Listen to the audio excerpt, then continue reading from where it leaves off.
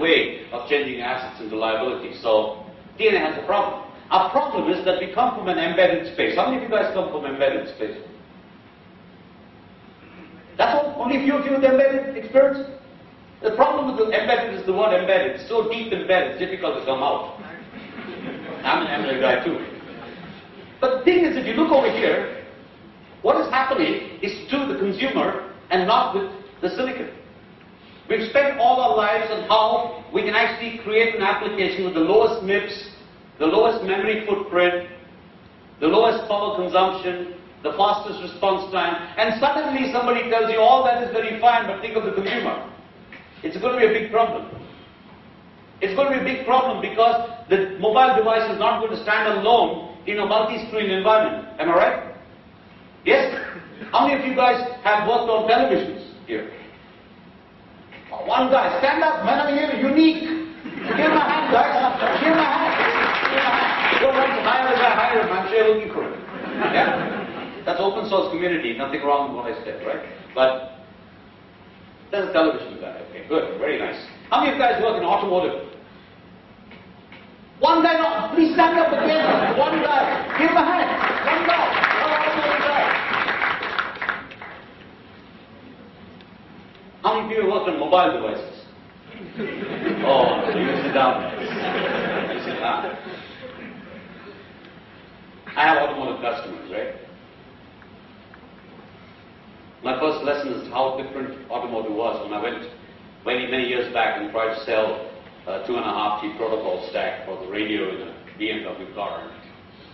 The contracting part, the contractors were Continental, and Continental said, yeah, I know a lot about mobile devices. Tell me what's the use cases, what's the test cases against which you run the stability of the device.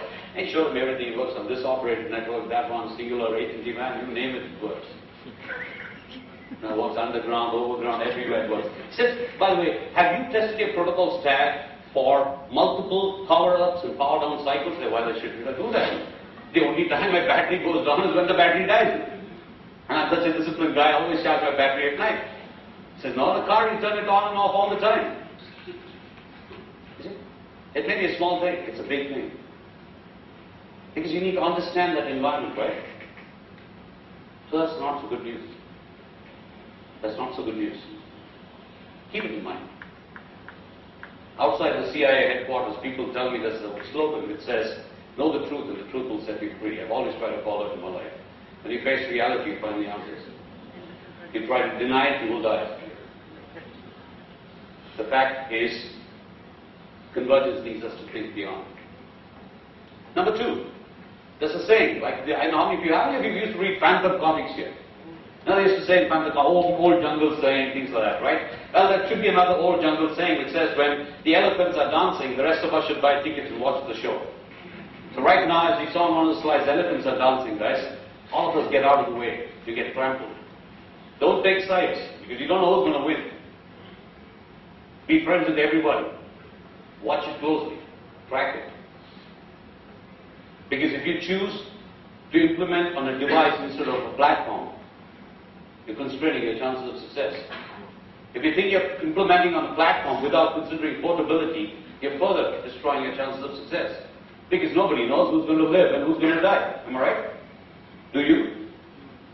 Hey, consult your family astrologer, that's fine, but nevertheless, I wouldn't know the answers to it. It's a crowded marketplace. How do you make your application stand out? 150,000 applications, all of them are written in the same font, same color. Inky, pinky, ponky, father had a donkey, donkey died, father cried, inky, pinky, ponky. That's the app I'll download. Or do a search and say, free apps.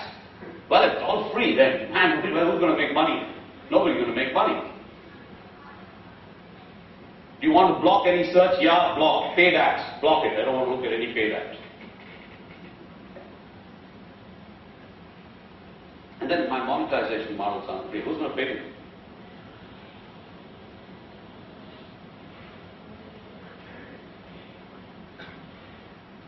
These are the implications, guys. Don't beat me, I'm just a mirror.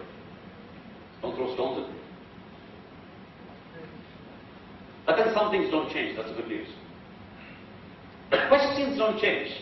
The questions to build a successful business have not changed. The question is, who's my customer? Is that a relevant question today? Yes? It is. Is it the operator? Is it the enterprise? Is it the content aggregator? Is it the handset guy? Who is my customer? What is? Pardon me?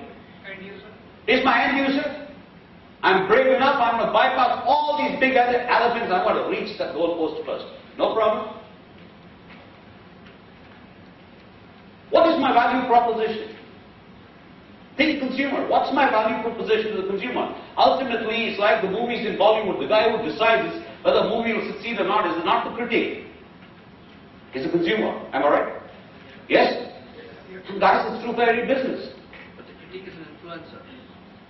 Yeah, he's an influencer, but finally the guy has to decide. It's the consumer. Please remember, the critic also requires his consumer to read his articles. Am I right? So he actually reflects what the consumer says. Am I right?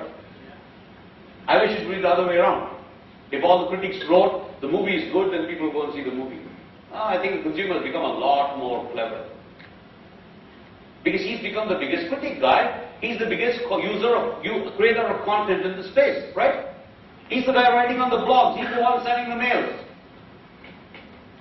I was Up in the Air. I went for this movie called Up in the Air. Have you seen Up in the Air? Today morning. This morning. Okay, you liked it? Yeah, she liked it. Fantastic. My wife and I went for the show. Put the kids to sleep. I said, we go to the show. Serious movie. Can't take my 5-year-old son. I've got a problem. So you go for the movie, and because it's a late night show, a whole bunch of youngsters, and it was interesting just listening to all of them talk. I won't use that. I will not use the language they use, but it was very colorful language. One guy said, stupid movie. I don't know why we came. Are you kidding? Yeah. Come on, there's nothing good in the movie at all, from that guy's perspective. And very deep, right? A very deep movie. It's about how you settle in life like 20 years tall. This guy's a 20-year-old guy, got another 20 years to worry about that.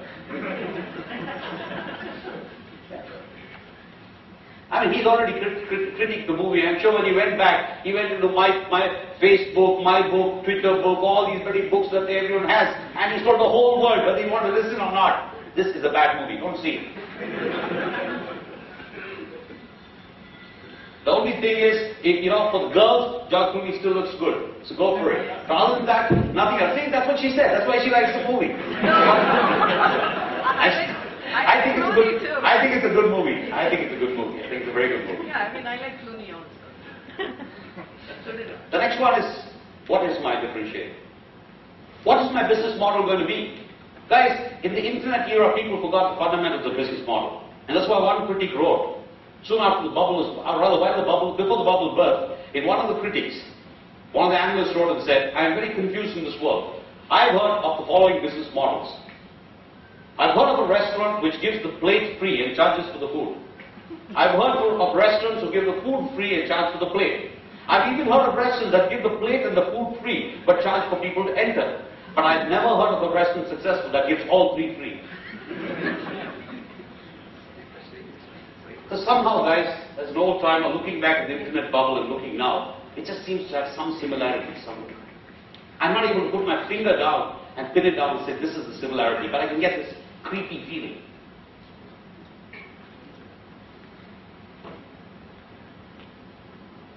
What's my distribution channel going to be? And what's my sustainable competitive advantage? How many of you guys want to be a one app company? Create one successful app and go and rest in peace after that. Two guys there, surprising. That's it. One app. Make your billions and start playing golf. No? Yeah, I think that's great. Good stuff. All the best. Think of us when you're cheap. I like the idea. Like the idea, yeah.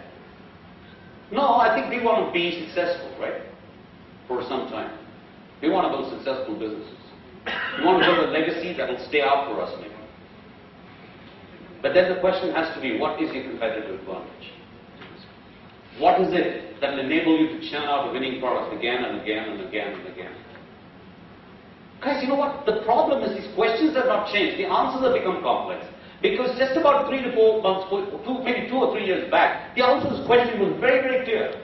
Who is my customer? Nokia, Sony Ericsson, boom, boom, boom, bang, boom, AT&T, Vodafone, down, clear. Next question. What is my value proposition? My value proposition is time to market. My value proposition is going to be enabling new capabilities in the mobile phone. What's your value proposition? Bandwidth. What's your value proposition? Cheap labor. What's your value proposition? I can give you opportunities